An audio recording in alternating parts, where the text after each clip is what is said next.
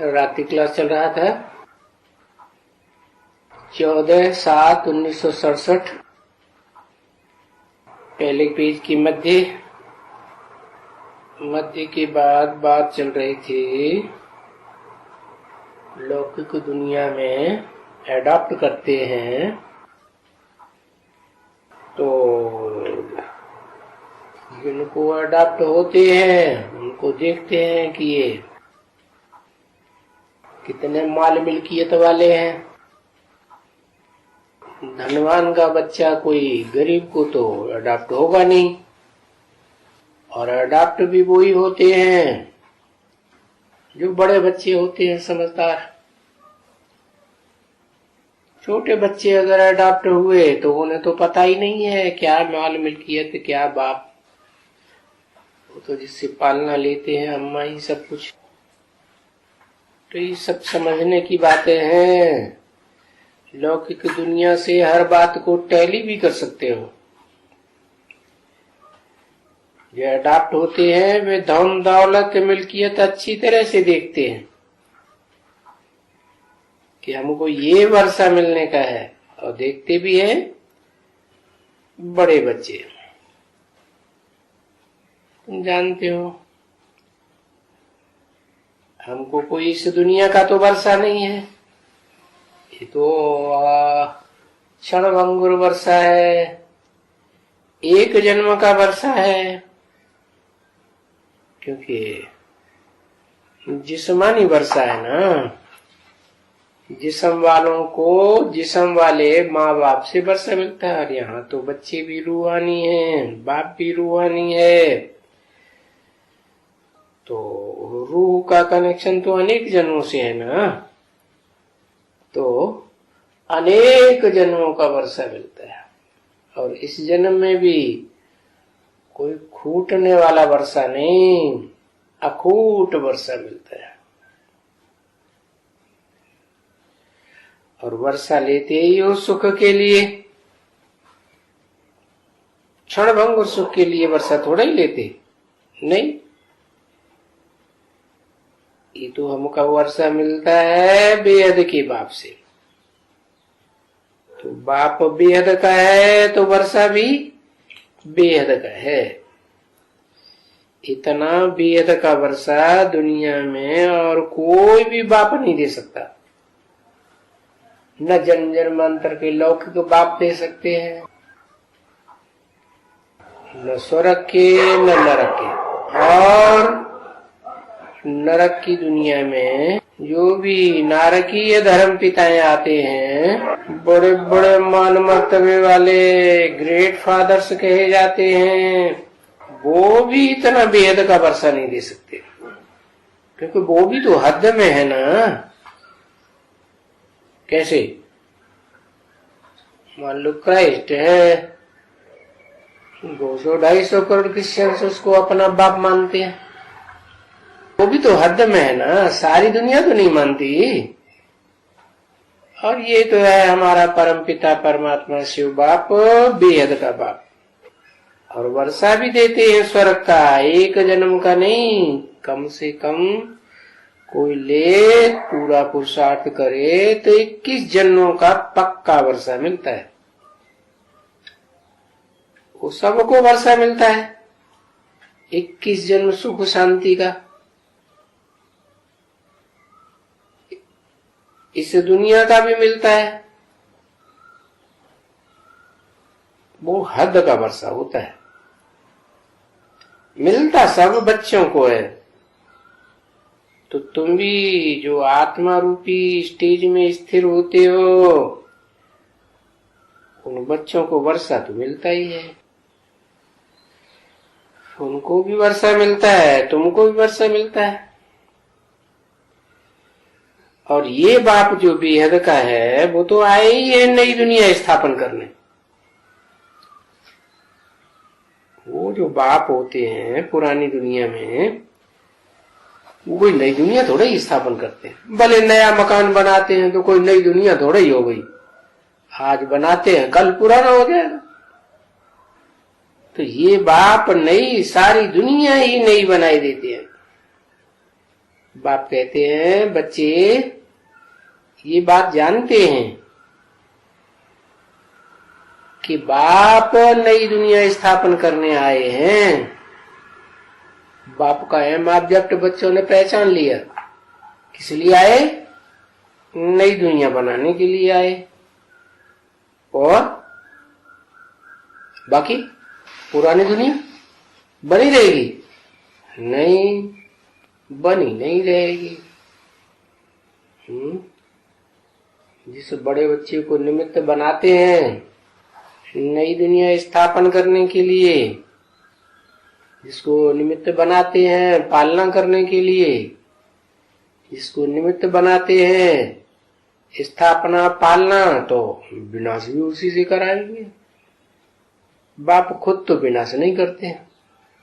खुद विनाश करें तो अपने ऊपर आ जावे है, तो अपने ऊपर आ जावे तो क्या नुकसान?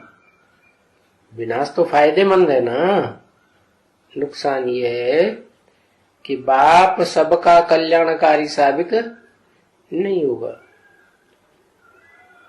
तो ये तो नाम ही है काम के आधार पर शिव, तो इससे ज्यादा कल्याणकारी तो दुनिया में और कोई आत्मा होती ही नहीं। तो बच्चे बहुत साधारण हैं, बाप भी बहुत साधारण है। देखो बच्चों को मर्तबा कितना ऊंची मिलता है? दुनिया के बड़े बड़े महत्वाकांक्षी हुए, सारे विश्व के ऊपर कंट्रोल करना चाहा, अलेक्जेंडर, हिटलर, नेपोलियन, लेकिन कर तो नहीं सके है। कितना मान मर्तबा तो भी उनका दुनिया में हो गया, हिस्ट्री में। और तुम तो बहुत साधारण, भले बहुत साधारण हो, परंतु तुमको प्रैक्टिकल में विश्व की बादशाही मिल जाती है। वो तो इतना प्रयास करते हैं फिर भी नहीं मिलती, और ही पापी बन करके शरीर छोड़ देते। तुम तो हिंसा नहीं करते हो, दुख नहीं देते हो, अहिंसा से अपनी नई बादशाही नई विश्व की लेते हो। तो बच्चे ये बात समझ गए हैं, अच्छी तरह से समझ गए। बरोबर इन लक्ष्मी नारायण की राजाई थी इस भारत में है। इनकी क्यों कहा? इन लक्ष्मी नारायण की राजाई थी भारत में। उन लक्ष्मी नारायण क्यों नहीं कहा? क्योंकि लक्ष्मी नारायण की भी डायनेस्टी चलती है। जैसे अंग्रेजों में king Edward first, second, third, ऐसे ही सतयुग में नारायणों की बात सही चली। Narayan the first, second, third. लेकिन जिसने नारायण का राज्य स्थापन किया वो नारायण के बारे में किसी को पता नहीं रहता, क्योंकि ये विनाश से पूर्व की बात है ना। तो विनाश काल के बाद तो सब भूल जाता है, किसी को कुछ याद नहीं रहता। तो वो बात बाप आकर बताते हैं कि जो नई दुनिया की राजाई स्थापन करता है उसको कहते हैं आदि नारायण, और इनकी राजाई बताई। इनकी माने एक लक्ष्मी नारायण की बात नहीं है, दो लक्ष्मी नारायण हैं। क्या? एक बाप के रूप में है और एक बच्चे के रूप में। तो बाप और बच्चे दोनों की ताकत से फिर नई दुनिया की राजाई स्थापन होती। कहते अकेला चना भार नहीं फोड़ सकता। तो जो वास्तव में आदि नारायण कहा जाता है, वो अकेला काम नहीं कर सकता। इसलिए नई दुनिया में, सतयुग में जो बच्चा बनेगा, कौन? दादा लिख रहा है ब्रह्मा की आत्मा को साक्षात्कार हुआ ना कि मैं सतयुग में कृष्ण बनूंगा, और वो तो उस निश्चय पे पक्के हो गए क्योंकि उनकी भक्ति भावना पक्की थी। क्या उनको निश्चय बैठने में कितना टाइम लगा? 1 सेकंड। उनको संतुष्टि हुई, किसी ने उनके साक्षात्कारों का सही जवाब दे दिया, उनको अप्लाई हो गया, तो वो 1 सेकंड में स्थिर बुद्धि हो गई कि मुझे तो क्या बनना है। अब नई सती की दुनिया में मुझे तो प्रिंस बनना ही बनना है, फिर बड़ा होकर के मैं बादशाह बनूंगा। लेकिन ये बुद्धि में नहीं आया किसका बनूंगा, कौन बच्चा, कौन बाप होगा, कौन पैदा करेगा, कौन राजाई स्थापन करेगा, कैसे राजाई मिलेगी। बच्चा बुद्धि थे ना। फिर जब पुरुषार्थ करते करते करते करते ये बात बुद्धि में बैठ जाती है कि वास्तव में नई दुनिया की स्थापना करने वाला साकार में, प्रैक्टिकल में वो ही होता है जिसमें निराकार शिव प्रवेश करते हैं। क्योंकि शिव कहते हैं मैं बिना शरीर के कोई काम नहीं करता। तो ये राजाई स्थापन करने का काम कैसे होगा? और वो भी शिव का कहना है कि मैं कुछ नहीं करता हूं, मुझे तो अकर्ता कहा जाता है। क्या? अगर मैं कुछ करूं धरूं तो करता हो गया, मैं तो अकर्ता हूं। इसलिए जिसमें प्रवेश करता हूं उसको बुद्धि में सारा ज्ञान चलता है, तो वो आत्मा जो मेरा आत्माओं के बीच में बड़ा बच्चा है, वो सारा ज्ञान ग्रास्प करने के बाद एक तरफ ज्ञान ग्रास्प होता है और दूसरी तरफ वो आत्मा संपन्न बन जाती है। कैसे संपन्न बनती है? कैसे बनती है? मेरे से योग लगाकर। कैसे योग लगाकर? वो बड़ा बच्चा भी आत्मा बिंदु, बाप भी बिंदु, तो क्या बिंदु बिंदु से योग लगाएगा तो संपन्नता मिल जाएगी? मिल जाएगी है? अरे क्यों नहीं मिल जाएगी?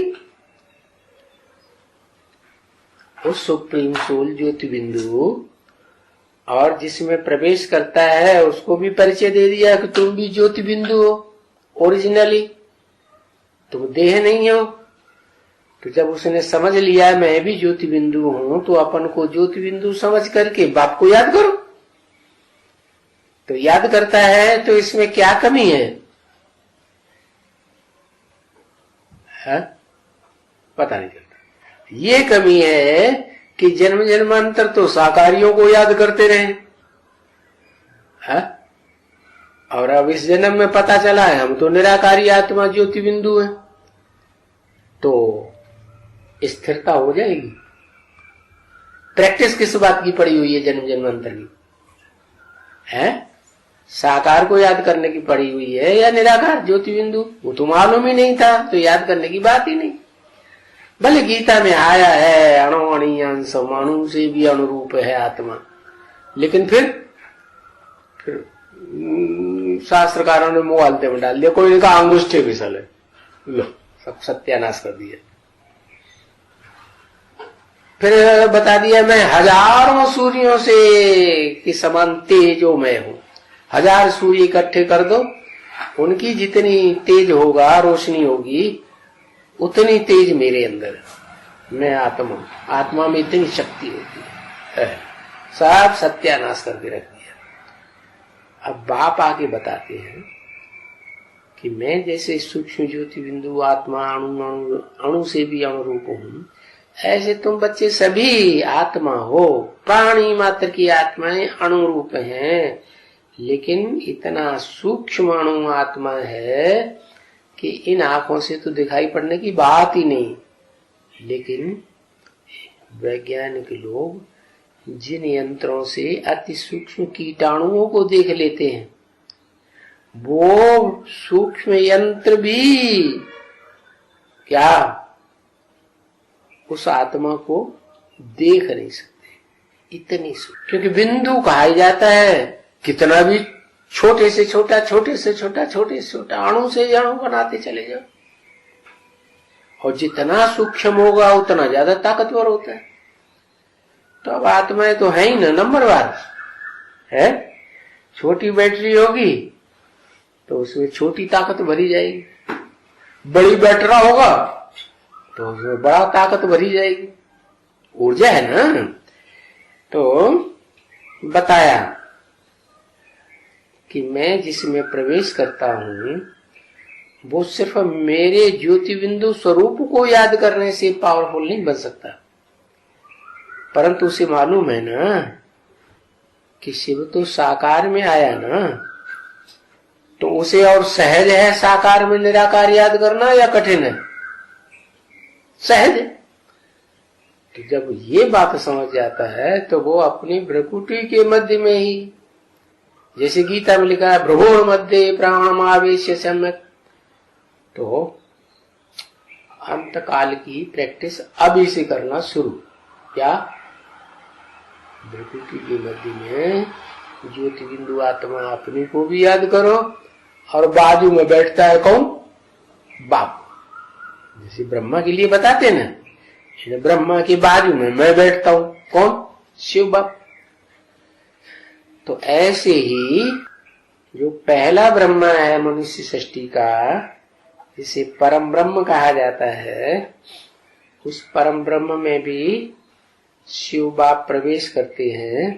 तो ये तो पक्का हो जाता है कि वो मुकर्रर रहता है। तो मुकर्रर रहता है तो छोड़ के जाएगा, या जैसे बोला है मुझे जितना याद करते हो उतना मैं तुम्हारे साथ हूं। याद करते हो तो तुम्हारे साथ हूं, याद नहीं करते हो तो तुम्हारे साथ नहीं हूं। भले मुकर्रर रथ में आता हूं, मुकर्रर रूप से रहता हूं, तुम हमेशा समझो शिव बाबा इसी।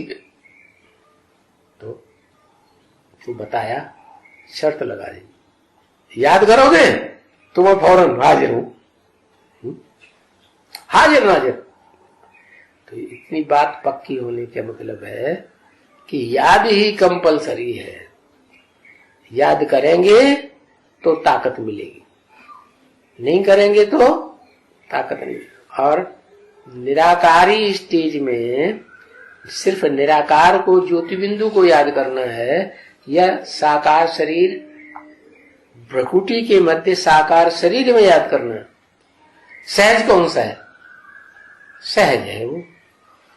तो अति सहज होने से, ये बात बुद्धि में बैठ जाने से, वो आत्मा अव्वल नंबर का योगी बन जाती है। क्या? अव्वल नंबर का योगी, फिर उसको कहा जाता है योगीश्वर।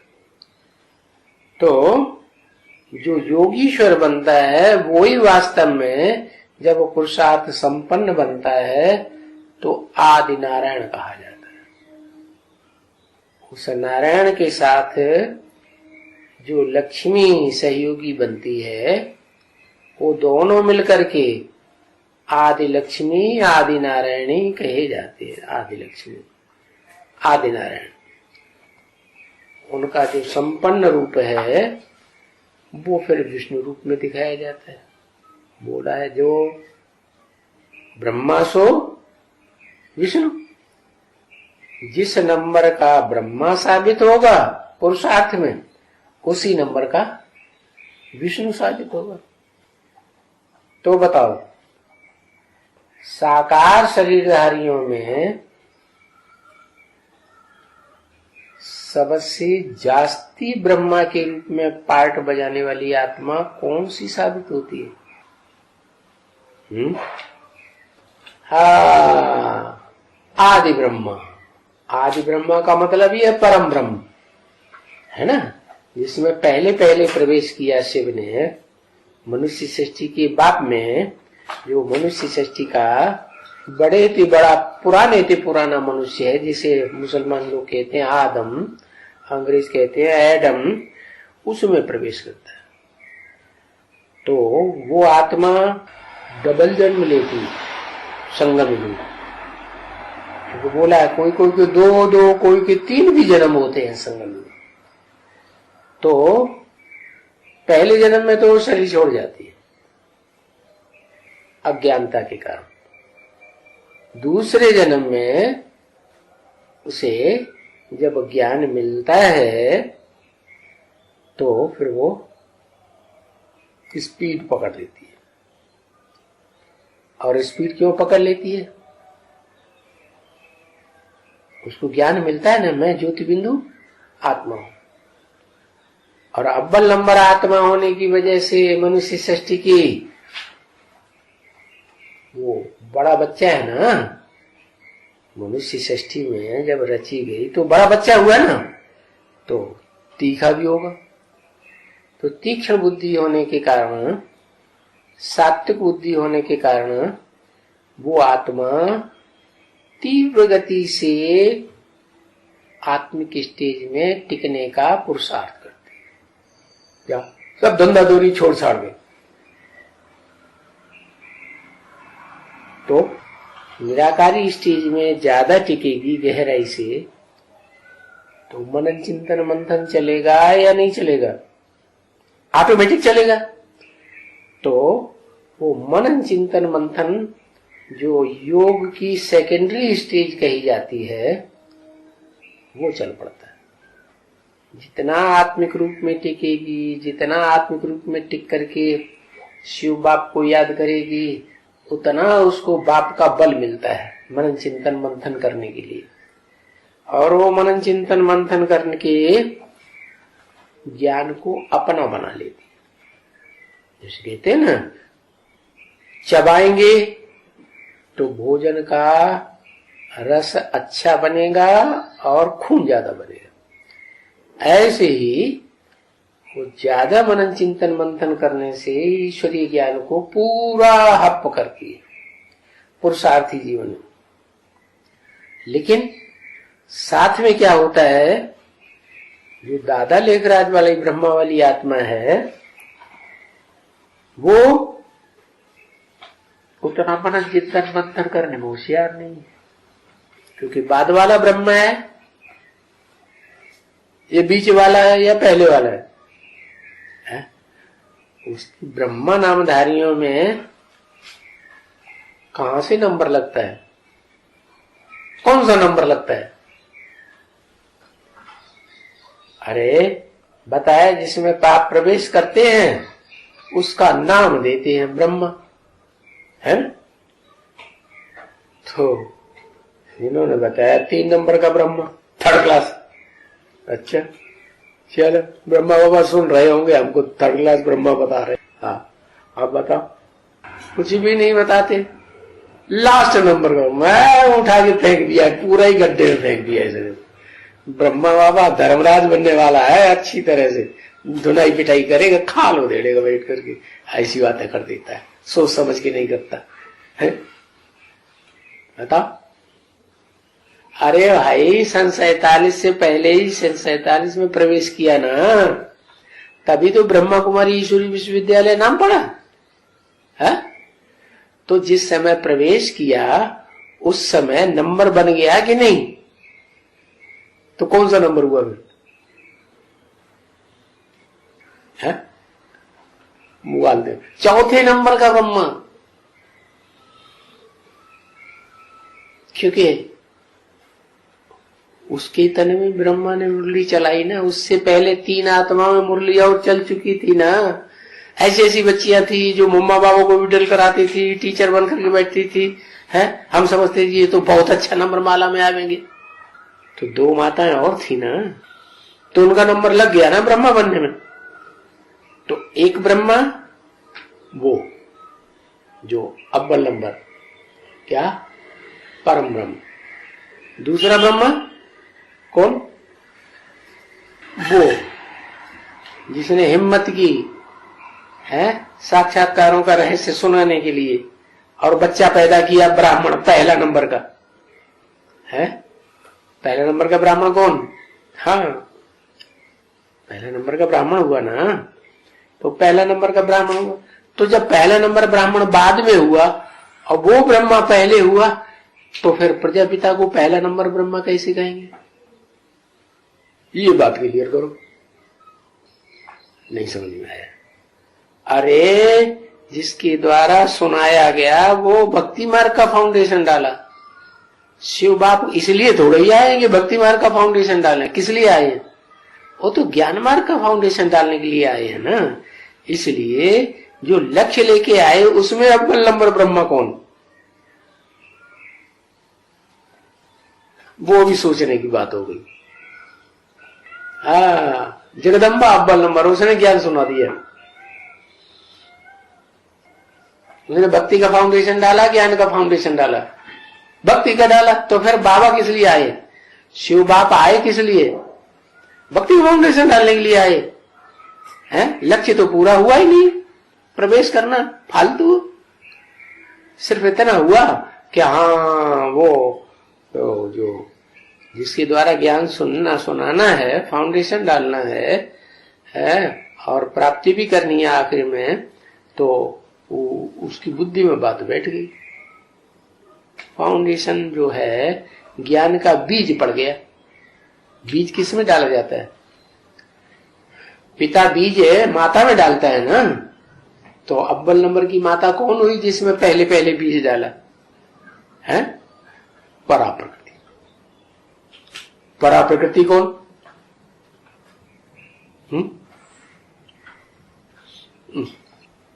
ये परा प्रकृति क्या होता है? लक्ष्मी। लो, ये अव्वल नंबर का ब्रह्मा हो गई।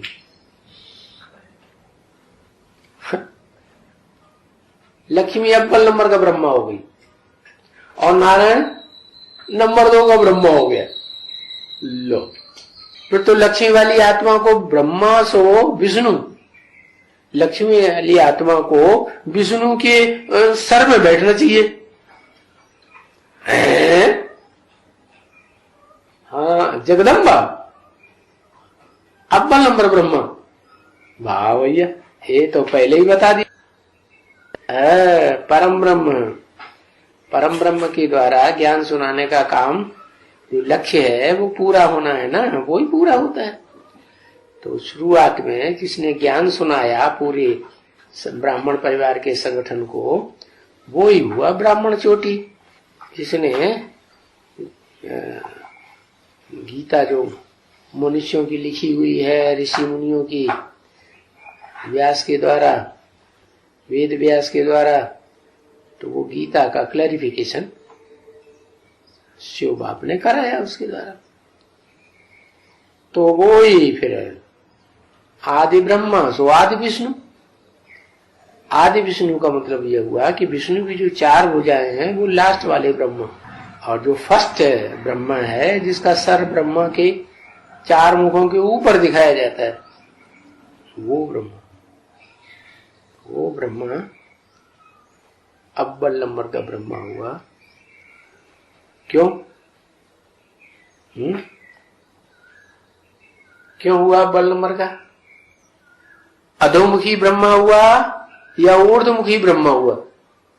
ऊर्ध्व माने ऊपर को जिसकी बुद्धि जाए, और अधोमुखी माने जिसकी बुद्धि नीचे को जाए। तो ऊर्ध्वमुखी ब्रह्मा में ये बातें आ जाती है। आदि लक्ष्मी नारायण जो बनते हैं, तो बताया इनकी राजाई थी। भारत में किनकी राजाई थी? जो अव्वल नंबर ब्रह्मा बनते हैं, जो अव्वल नंबर विष्णु बनते हैं। 2 बनते हैं ना, नंबर 1 और उसका सबसे ज्यादा सहयोगी। तो कौन कौन हुए? ब्रह्मा सो विष्णु जो हुए, वो विष्णु नंबर, दूसरे नंबर का विष्णु वो हुआ जो शंख दिखाया जाता है हाथ में। क्या? जब युद्ध होता है तो पहले क्या फूंकते हैं? शंख ध्वनि करते हैं। शंख कोई वो को शंख नहीं जो स्थूल शंख दिखाते हैं, पौ की आवाज करता है, नहीं। कौन सा शंख? वो शंख जो मुख से बजाया जाता है। तो ये मुख शंख है। शास्त्रकारों ने उसका नाम शंख दे दिया तो बस स्थूल शंख समझ लिया। ऐसी कोई बात नहीं है। मुख से ही ज्ञान सुनाया जाता है, वो ही शंख है।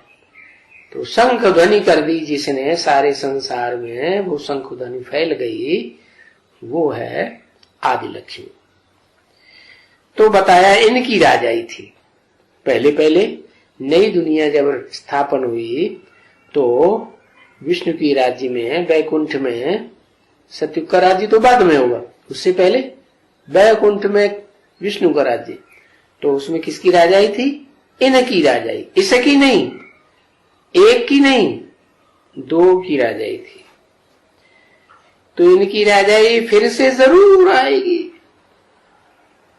कल पहले भी इनकी राजाई थी। कल पहले किसकी राजाई थी? आदि लक्ष्मी नारायण की। तो अंत में भी फिर अब क्या होगा?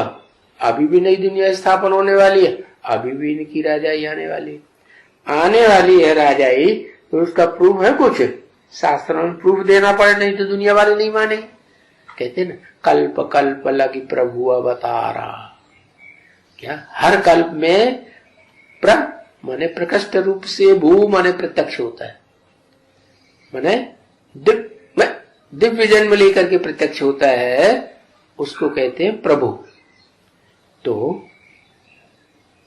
वो जो प्रत्यक्षता रूपी जन्म प्रकृष्ट रूप से लेता है, वो कौन हुआ? लंबा समय का पुरुषार्थ करने के बाद सारे संसार में 500-700 करोड़ की दुनिया में लास्ट मनुष्य तक भी उसकी प्रत्यक्षता हो जाती है। तब कहेंगे सारी दुनिया का प्रभु, नहीं तो कहेंगे विश्व का मालिक। नहीं, तो इनकी राजाई थी, इनकी राजाई फिर जरूर आएगी। जब राजाई आएगी तो फिर यही विष्णु कहे जाएंगे अव्वल नंबर में। क्या? बोलो, मूर्ध में बैठने वाली ब्रह्मा की आत्मा है परम ब्रह्म, वो अव्वल नंबर हो गई। और फिर वो शंख ध्वनि करना शुरू कर दे, उसको क्या नाम दिया शास्त्रों में? बहुत पावरफुल दिखाते हैं। महाभारत में क्या नाम दिया है? जो पहले पहले शंख ध्वनि करता है, भीष्म पितामह। क्या? भीष्म पितामह क्यों? वो तो सन्यासी था, है? अव्वल नंबर दुनिया का सन्यासी कौन? मनुष्य का नाम बताओ, बताओ। शंकर अव्वल नंबर का सन्यासी। अरे बाबा ने तो कहा तुम हो प्रवृत्ति मार्ग के पक्के, तो प्रवृत्ति मार्ग का पक्का है तो प्रवृत्ति में ही रहेगा। अव्यक्तवाणी में बोला अभी भी बाप अकेला नहीं है मनुष्य सृष्टि का, ऐसे नहीं समझना, शक्तियां तो साथ है ही। क्या? जब से यज्ञ शुरू हुआ, जब से उसका ज्ञान यज्ञ शुरू हुआ, तब से लेकर अंत तक कोई न कोई शक्ति तो सहयोगी रही। क्या रही कि नहीं? आदि में भी, आदि में भी सहयोगी, मध्य में भी सहयोगी और अंत में भी सहयोगी। तो ऐसे नहीं समझना अकेला है, नहीं, अकेला नहीं है। वो आज से ही फाउंडेशन पड़ गया। क्या? अहमदाबाद है सब सेंटर्स का बीज रूप। क्या? तो ये बीज कैसा है? सिंगल दल वाला है या डबल दल वाला है? ट्रिपल दल वाला है? हाँ, डबल दल वाला। डबल दल है। डबल दल माने एक लक्ष्मी एक नारायण, फाउंडेशन ही दो का है। तो उनमें एक है पक्का, क्या? प्रवृत्ति मार्ग का। दूसरा है पक्का नहीं है। कैसे? एक है एडवांस पार्टी, एडवांस पार्टी का हेड, उसको शास्त्रों में भी दिखाते हैं शंकर के रूप में। है। और फिर पार्वती को भी दिखाते हैं। तो प्रवृत्ति पक्का कौन है प्रैक्टिकल में? लक्ष्मी पक्की है। लक्ष्मी पहले ब्रह्मा कुमारी होती है कि नहीं? लक्ष्मी अंग्रेजी पंग्रेजी नहीं चलती हमारे यहाँ। लक्ष्मी ब्रह्मा कुमारी होती है कि प्रजापिता ब्रह्मा कुमारी होती है? प्रजापिता ब्रह्मा कुमारी होती है। तो ब्रह्मा कुमारी या सन्यासी है या प्रवृत्ति मार्ग में है? बताओ, सन्यासी है ना? है एडवांस की हेड है। तो सभी ब्रह्मा कुमारी या सन्यासी है। उनसे कहो कि इकट्ठे होके रहो, जैसे हमारे बाबा रहते हैं। अच्छा, तुम भी इकट्ठे रहो। तुम्हारे भी बाबा जब जीवित थे तो इकट्ठे होके रहते थे ना, है? प्रवृत्ति में रहते थे ना, ब्रह्मा सरस्वती। तो ऐसे ही तुम भी इकट्ठे होके रहो। तो बात खड़े होंगे या डटे रहेंगे? बात खड़े होंगे। तो ऐसे ही उन सन्यासियों में अव्वल नंबर कौन है? लक्ष्मी। तो अव्वल नंबर सन्यासी जो लक्ष्मी है, वही आत्मा सबसे पावरफुल बन जाती है। क्यों? चलो, बुद्धि में नहीं है कि अव्वल नंबर पवित्रता क्या है। जैसे सन्यासी समझते ना, दूरबाज खुशबाज जंगल में चले जाओ, बीवी बाल बच्चों को छोड़ दो, पवित्र हो गए, है ना? ऐसे ही ब्रह्मा कुमारियां समझती है, दूर दूर रहो। जैसे वो गीत बना, एक दो बरस कुछ दूर दूर रहियो, तो ताकत आ जाएगी ना, है? थोड़ी संकल्पों की पावर आ जाएगी। तो बताया कि वो ब्रह्मा कुमारियों में अव्वल नंबर कोई शक्ति निकलती है जिसे कहा गया है अव्वल नंबर का भीष्म पितामह। आत्मिक स्टेज में या दैहिक स्टेज में? दैहिक स्टेज में है। हाँ, वो आत्माओं में अव्वल नंबर आत्मा है जो सन्यासी का पार्ट हो जाने वाली, प्रैक्टिकल शरीर से भी। और बहुत पावरफुल है कि कम पावरफुल है? तो शंख ध्वनि कौन करती है पहले? दुनिया में जब विनाश शुरू होता है, ताबड़तोड़ प्रैक्टिकल में हो हल्ला मचता है, तो पहले पहले इस दुनिया में शंख ध्वनि करने के लिए कौन निकलती है? सूर्यवंशियों चंद्रवंशियों के बीच वो ही भीष्म पितामह। तो शास्त्रों में दिखा दिया है, जब महाभारत युद्ध हुआ तो पहले पहले किसने शंख बजाया? भीष्म पितामह ने शंख बजाया। तो लड़ाई होती है, तो फिर लड़ाई के बाद जिनकी जीत होगी तो राजाई भी मिलेगी। तो किनकी राजाई मिलती है? जो एक और एक मिलकर के 11 हो जाते। ऐसे तो वो दोनों जब मिले थे पहली बार, तभी से 11 राजाई शुरू हो गई। एक और एक मिलके रहे या मन बुद्धि से अलग रहे? एक रहे ना। भले बाहर से लोगों ने कुछ भी जाना, लेकिन अंदर से एक रहे। तो इनकी राजाई फिर जरूर आएगी। बच्चे ये समझते हैं कि ये जो भी दूसरे धर्म हैं वो सब खत्म हो जाएंगे। कौन दूसरे धर्म? और जो दूसरे धर्म है वो प्रवृत्ति मार्ग के पक्के नहीं है। और तुम्हारा धर्म प्रवृत्ति मार्ग का पक्का है। वो भीष्म पितामह भी, उसकी बुद्धि किस में लगी हुई होती है? गंगा में। किस में लगी होती थी? गंगा में। तो गंगा स्त्री है या पुरुष है?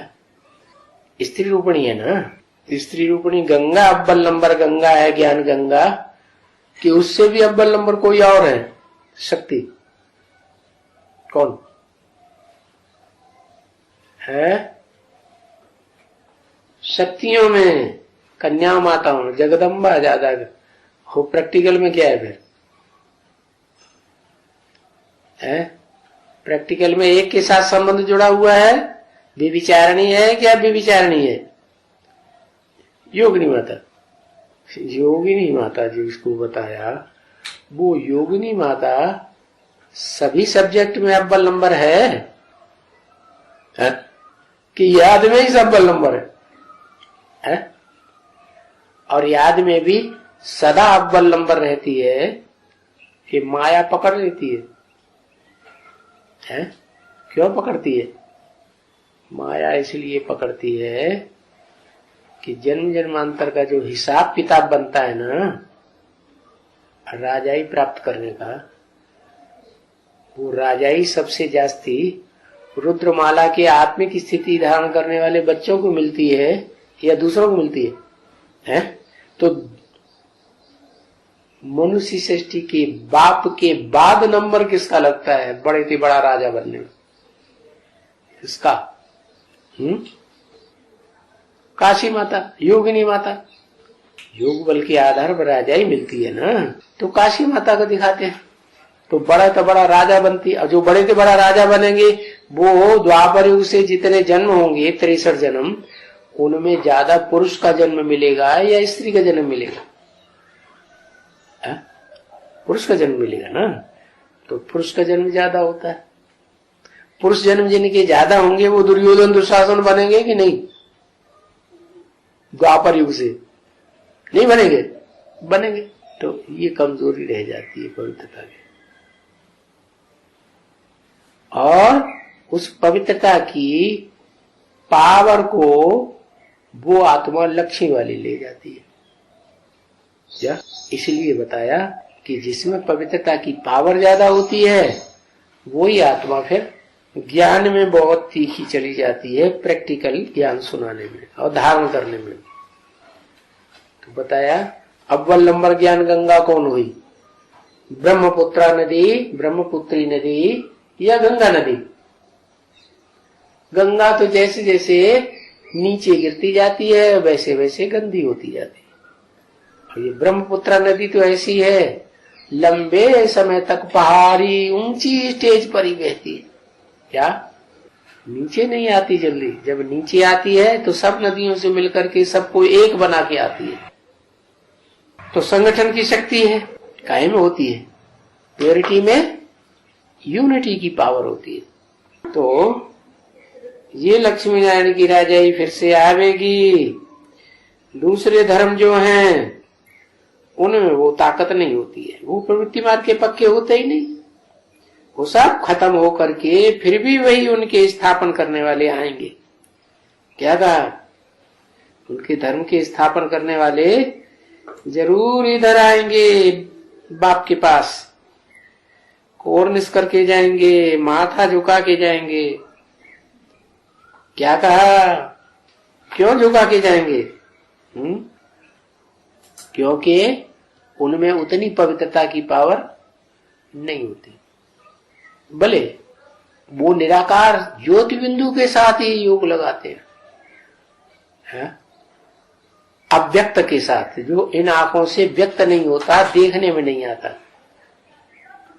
अव्यक्त आसक्त चेतसाम, ऐसे गीता में लिखा है।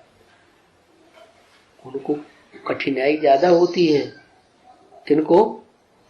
जो बिंदु को याद करने में पुरुषार्थ करते हैं याद का, उनको बहुत कठिनाई होती है। तो उस कठिनाई में जो इसमें लिखा हुआ है जैनियों के ग्रंथों में, कि जैनियों के ग्रंथों में 6 आर्य दिखाए गए षष्ठी के। जैसे हिंदुओं में 4 युग दिखाते हैं ना, 4 सीन ड्रामा के, ऐसे उनके 6 सीन दिखाए। उन 6 सीन में जो 5वें नंबर का आ रहा है उसमें सनत कुमार को दिखाते हैं कि वो बहुत दुखी होता है। उससे जास्ती दुखी षष्ठी रूपी रंगमंच पर कोई होता नहीं। तो ऐसे दिखाया है। वास्तव में है इस समय की बात, जो सबसे जास्ती दुखी होगा वो सबसे जास्ती सुखी भी होगा। दुखी होने का कारण है कि वो ईश्वर की याद हो। अव्वल नंबर जो जाएगा याद में वो ऊंच पद पाएगा, ऊंचा योगी कहा जाएगा। तो ऊंच पद पाने वाला क्षिप्र गति वाला भी बताया है। क्या? क्षिप्रम भवति धर्मात्मा, ये खासियत है। कठिनाई तो बहुत होती है लेकिन औरों के मुकाबले जल्दी वो टारगेट पर पहुंच जाता।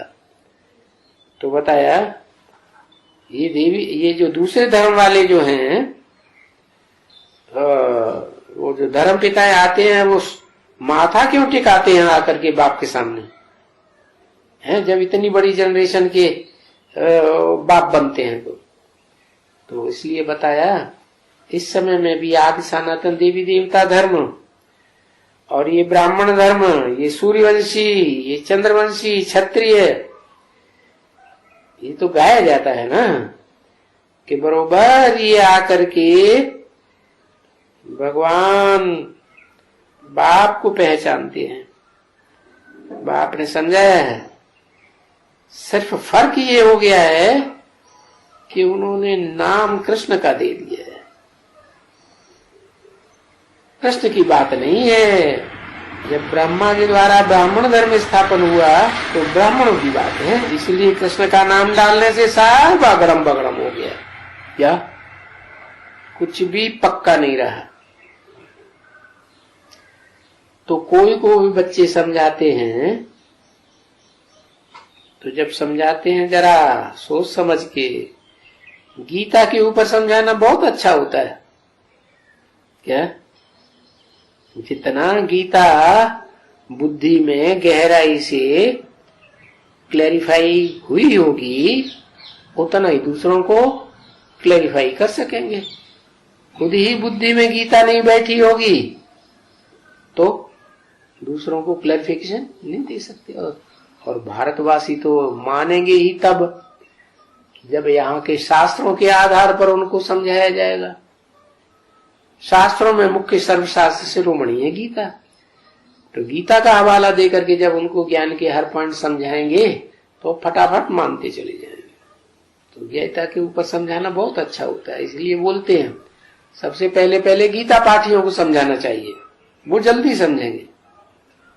हाँ, तो उन्हें बताना है कृष्ण भगवान नहीं है, ये फर्क बताना है।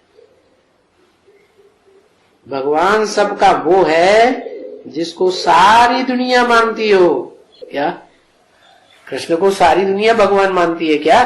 बिल्कुल नहीं।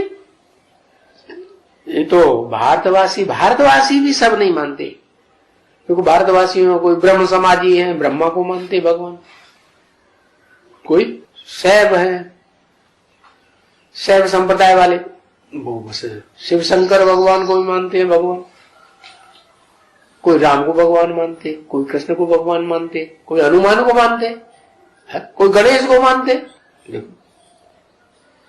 क्योंकि कभी भी कोई भी वो दिखलाते हो तो बच्चे चित्र में अल्लाह का चित्र जो है वो तो मुसलमान भी लिंग ही दिखाते हैं, निराकार। तो वो तो दिखलाने से समझ जाएंगे कि हाँ यही भगवान है, यही अल्लाह मियां, यही खुदा है। समझ तो जाएंगे लेकिन पूरी बात नहीं समझेंगे कि ये सबसे ऊंचा कैसे है। तो ये बात तुम समझा सकते हो कि ये निराकार सबसे ऊंचा इसलिए है कि जब इस सृष्टि पर वो आता है तब ही नई दुनिया की स्थापना होती है। आकर के जब तक ज्ञान न सुनाए सृष्टि के आदि मध्य अंत का, और बच्चों को पहचान न दे कि तुम ज्योति बिंदु आत्मा हो, देह नहीं हो, तब तक नई दुनिया स्थापन हो ही नहीं सकती। और वो निराकार भी साकार में प्रवेश करके साकार सृष्टि स्थापन करता है। साकार सृष्टि का मालिक भी साकार ही बनेगा। निराकार आत्माएं जो बनती हैं, निराकारी स्टेज धारण करती हैं, उनके ऊपर कंट्रोल निराकार शिव का चलता है। तो सबसे ऊंचा ये है। कौन ये? और किसने कहा? सबसे ऊंचा ये है, ये किसने कहा? शिव ने कहा। और ये किसकी तरफ इशारा दिया? अपनी तरफ। ये है, ऐसे थोड़ी कहा जाता। हाँ, ये है का मतलब जिसमें मैं प्रवेश करता हूं मुकर्रर रूप से, वो है इस दुनिया में सबसे ऊंचा। क्योंकि मैं तो इस दुनिया का रहने वाला हूं ही नहीं है, तो इस दुनिया में ही ऊंचा नीच होता है। ऊंच भी इस दुनिया में और नीच भी इस दुनिया में। तो इस दुनिया में जो सबसे ऊंचते ऊंच पार्ट बजाने वाला पार्टधारी है वो ये है विश्व का बादशाह। सिख लोग कहेंगे ये कैसे विश्व का बादशाह हो गया है, राज करेगा खालसा है, हमारी खालिसा आत्मा राज करेगी। तब क्या जवाब देगी है? आखिरी वो खालिसा आत्मा भी झुक जाती है। क्या कहा? नहीं तो वो विष्णु नहीं बन सकती, विष्णु पद नहीं पा सकती, वैकुंठ लोकवासी नहीं बन सकती, अतीन्द्रिय सुख भी नहीं भोग सकती।